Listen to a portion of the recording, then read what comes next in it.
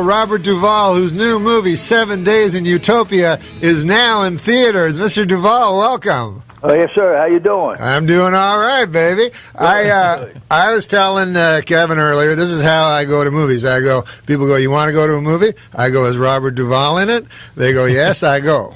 Well, all right, Dave.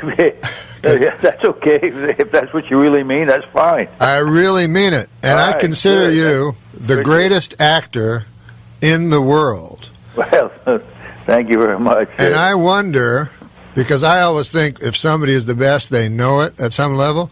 And also, I know that you're a man of faith and false modesty is a sin.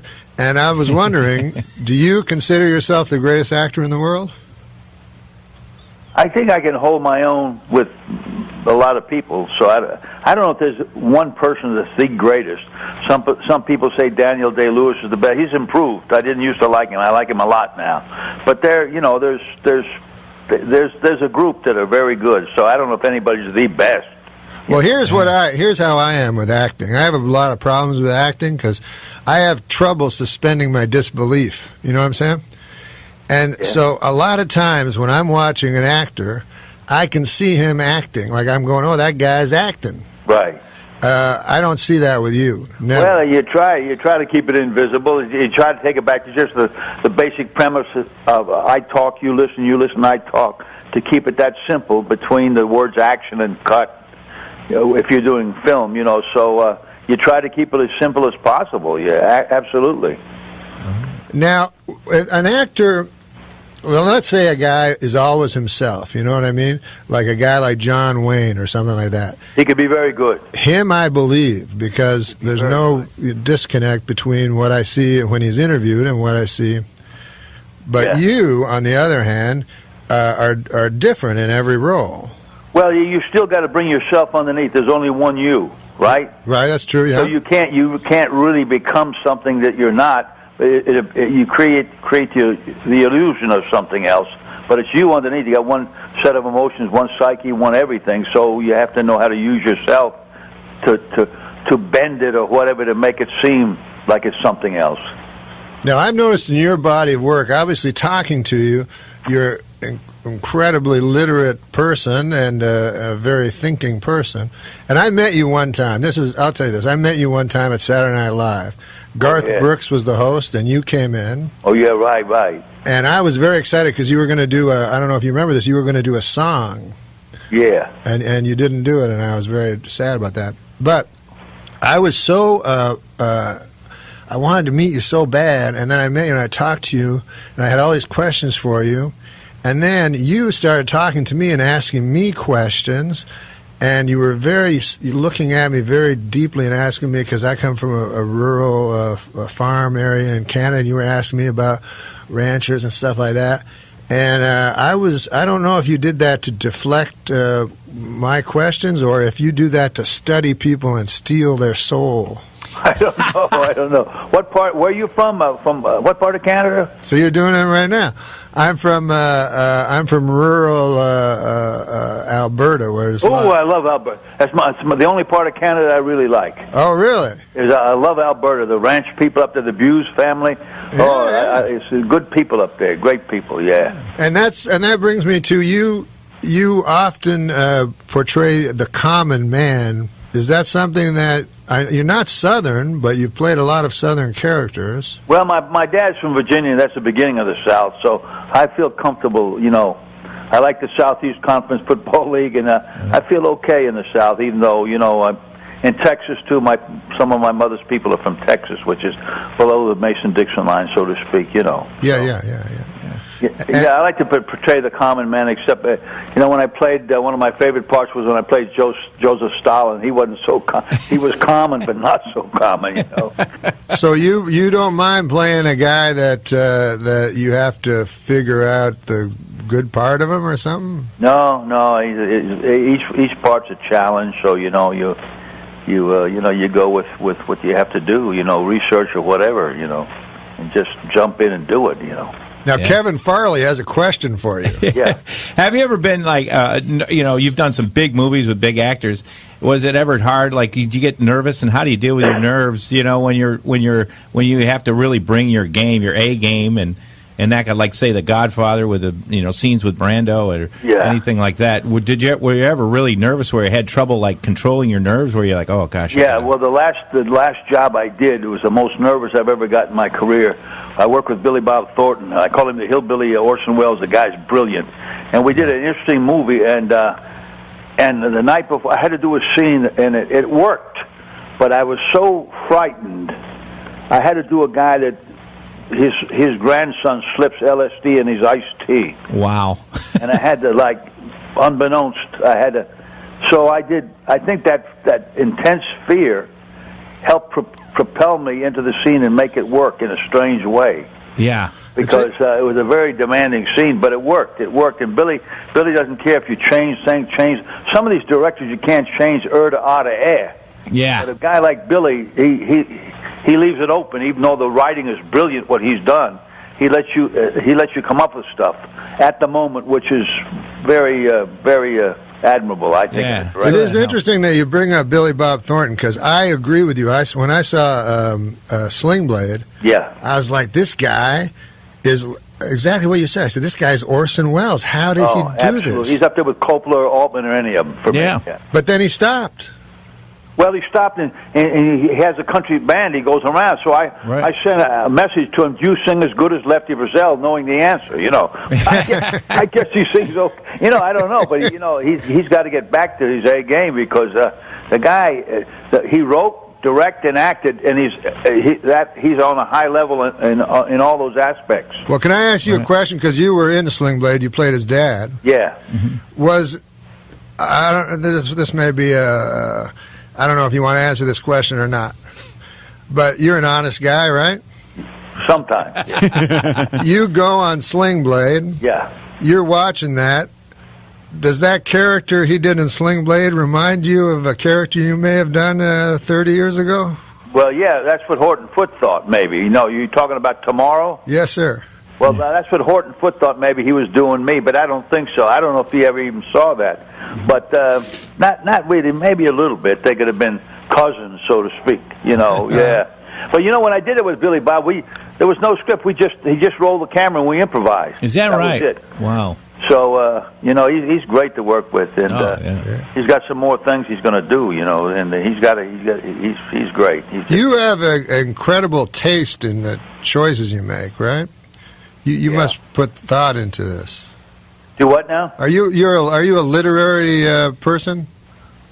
Well, somewhat. I read. What I want to read. I'm reading a lot of stuff on the Comanche Indians now because a friend of mine may direct Empire of the Summer Moon, that terrific script on. Oh yeah.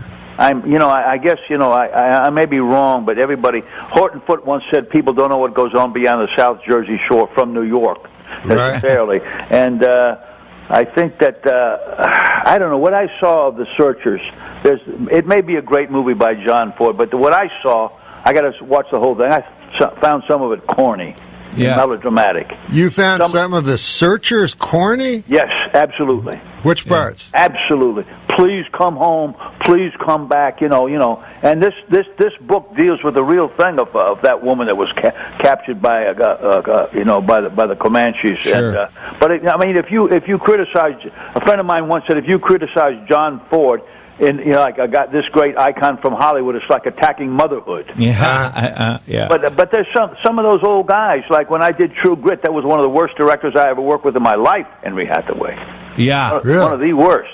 Some of those old guys were like tyrants, Yeah. The opposite of Billy Bob. Right. Yeah. And I remember you saying one time that I found interesting that you either like the new kind of acting or the old kind of acting, and you don't like the old kind of acting. Well, a guy like Spencer Tracy, for the most part, was terrific. Of course, when he did Old Man in the Sea, the Communist Daily newspaper in Havana, Cuba, blasted him, saying that here's a Anglo-Saxon trying to play a Cuban, but actually, when he was right, like Bad Dad, Black Rock, he was wonderful. But I think that the young actors today are better than ever. You do. Yeah. Absolutely. You go in each country. Look at the African Americans, the black actors we have now. They never could act before. Before it was like Uncle Tom time. Right. Wonderful black actors, Spanish actors, guys in Argentina I know, wonderful actors, Spain, England. it's open to all now. It's an in medium that's open to all.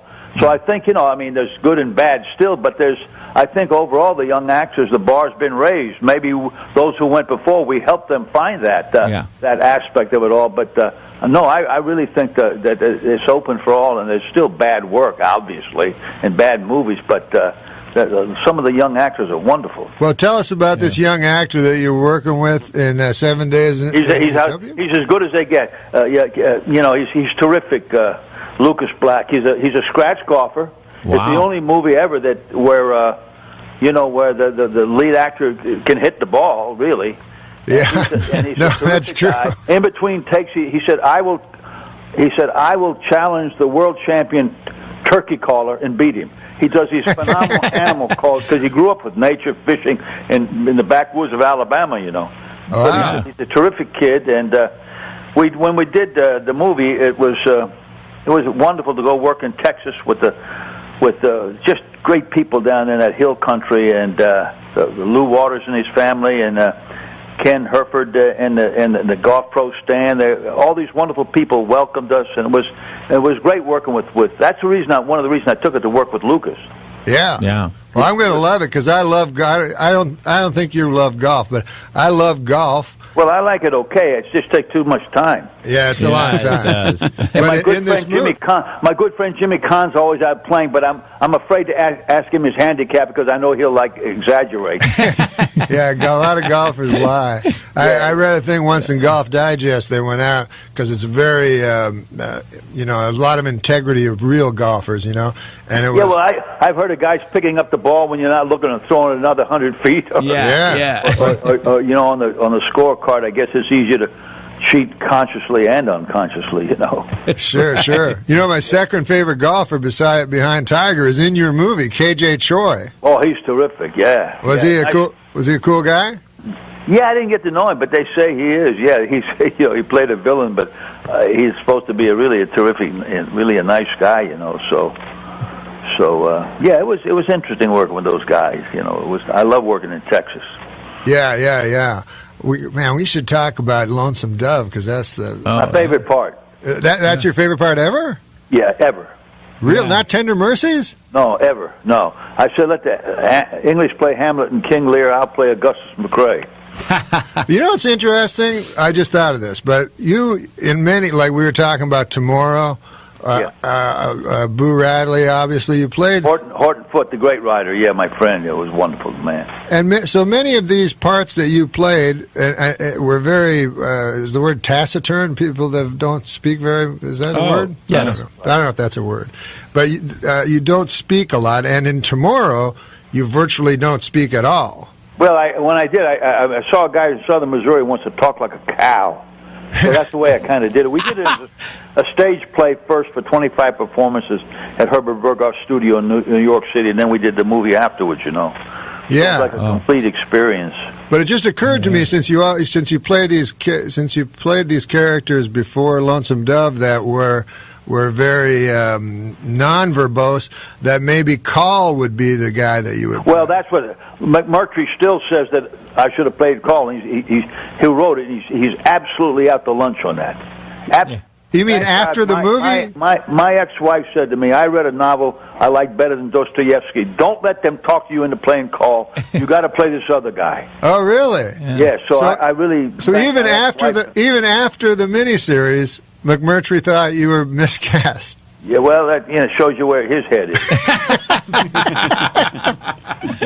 Well, can we come back? Can you stay for another thing? Because I wanted to talk about faith with you. Yeah, okay, yeah. We'll talk about a little faith. Come on, let's do that. That'd be cool, baby.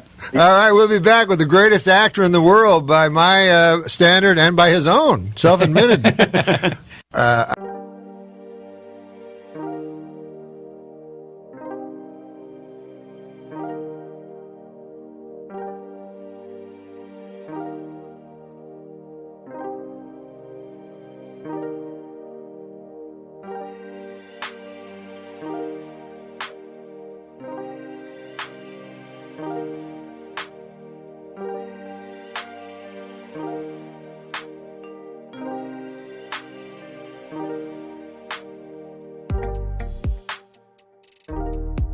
I wanted to talk about country music because I love country music, and I know Robert Duvall. Oh, yeah, loves I like country it. music. I love it, yeah. Yeah, and we actually have a common friend, Billy Joe Shaver, who I love. Oh, Billy Joel, you know, my wife made a wonderful documentary on him. I saw it. It was awesome. Oh, he was so natural in front of the camera. When I put him in the Apostle way back the second day, he came out and said, hell, I got this deal licked, he said.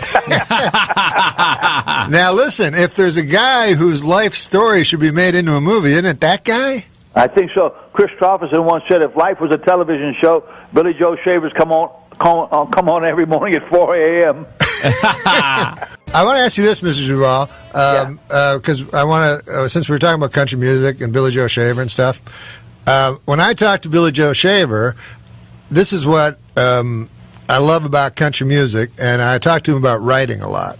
Right. And he says that the hardest thing about it is taking very big ideas and putting them in very small writing, very pithy writing, not Right. to be over.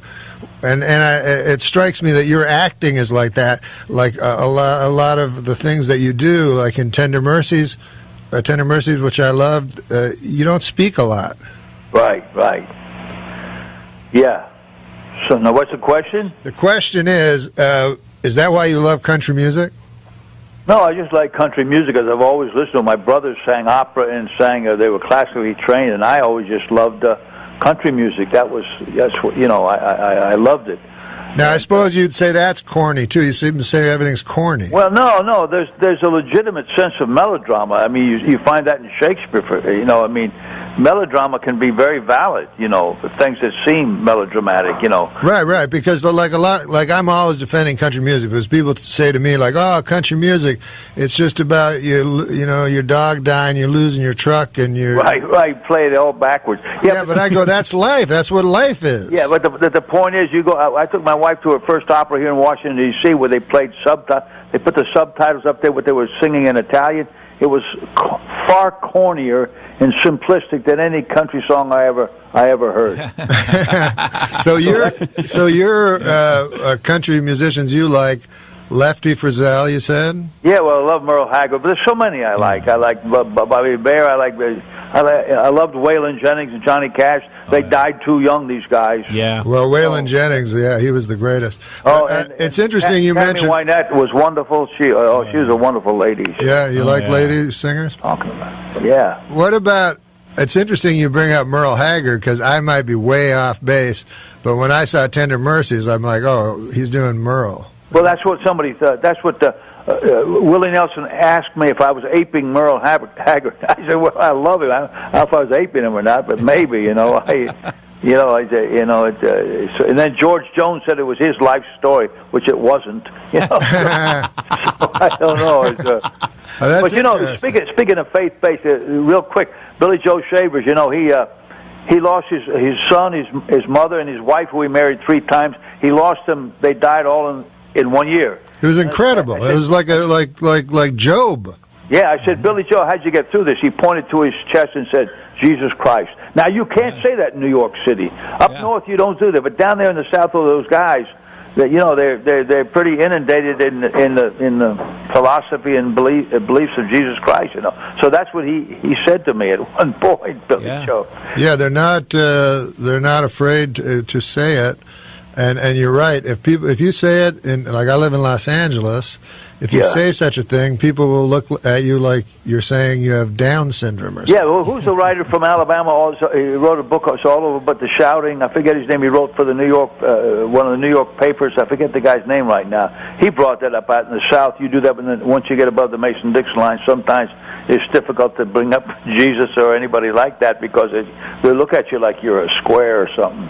Yeah. Yeah. Well, they look at you like they reduced him to a silly character.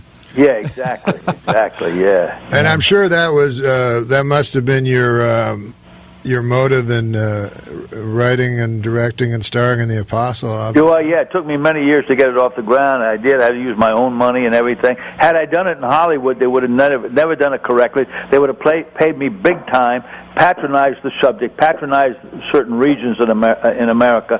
When I did it, I put up my own money. I got my money back plus change, and that was it. But I got great satisfaction in doing it.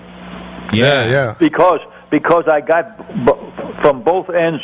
I heard that the great preacher, from Billy Graham liked it, and then I got a wonderful letter from Marlon Brando saying he liked it. So I got it from the secular and the religious. That's great. That's Both fantastic. You got it from both Because sides. you, what was the name of the character? Sonny. Sonny. Sonny Dewey. I wanted to use my mother's maiden name, but that was the name of some preacher, so I didn't want to get a lawsuit. So, Sonny Dewey. Yeah, exactly. Yeah. But that movie really struck me because I grew up in rural Canada in a very, very small town, and the preachers would come, and we would go and listen to them. Yeah, there's some of those preachers up there in Canada. I actually went to some. Yeah. Oh yeah. They're a little different from the guys. I'm on the devil's hit list. Well, we never had the Southern Baptists, but we would have the famous people from the United States come, and you could tell. I could at a young age who were the real guy. Now I don't know. I can't look into a man's heart, but some of them seemed fake. Like for instance, I saw Jim Baker. He seemed like a complete fake. Well, he could be. Yeah, a lot of those guys. Yeah. But I tell you, I saw Jimmy Swaggart, and I thought that's a real guy. And even when he did his apology on TV, that seemed authentic to me. Yeah, but he does like he's minimized his crocodile tears since then. He's very talented. You think those were crocodile tears? Yeah. Billy, his cousin, who's his cousin? Jerry Lee Lewis. Yeah, he said we work different sides of the street. That's what. Really? So you think? But the country singer, what's his name? The guy from Nova Scotia. Hank Snow. Hank Snow. Well, his son was a Pentecostal preacher. He was one of the first guys I saw doing my research. Jimmy Snow. He has a church down there. But what happened was Lefty Frizzell's wife went to his church, so he knew Lefty was around her, and he was a drunk and this and that. He says, God told me to tell you to leave Lefty. And Lefty called him up and said, well, God told me to tell you I'm going to come over there and whip your ass. What were you raised? Anyway. What were you raised, Robert? Oh, I was just a Protestant family. Okay. Mainly. Yeah. My dad was different. Yeah. Kevin, you're Catholic. Irish Catholic. Yeah. Yeah. So I was raised Protestant. That's a little more. Catholic's a little more ritual.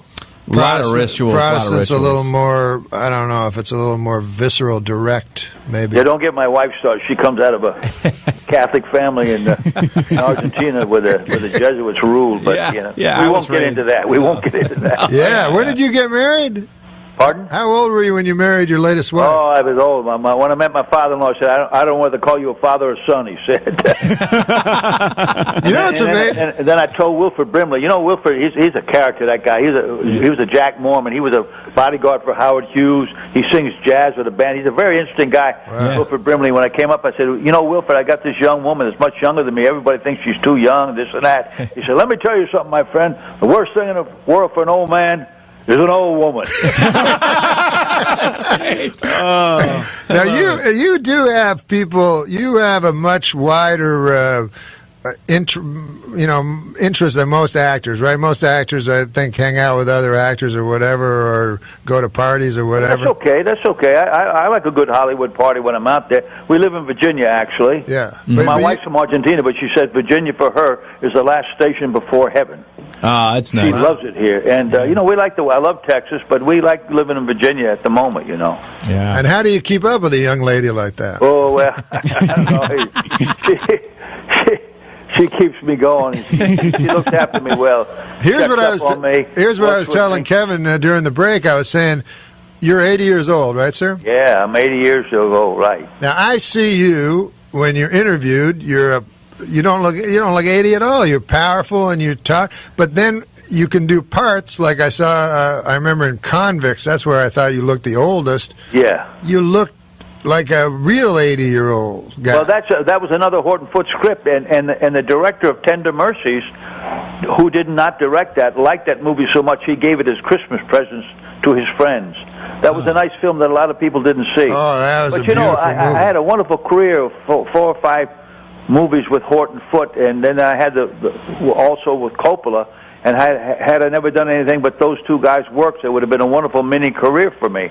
There were two wonderful, talented people that gave me great parts and everything. But it was great working with Horton. You know how many people you have a friend for 50 years, for God's sake. Oh, that's nice. That's And then the movie of Get Low that I did, it was so. I love that movie. My wife loved it so much. I wanted Horton to see that before he died because it reminded me of his work. But then he died before it came out. Oh. And when I was doing the final speech for the audience, my wife was off camera and she got a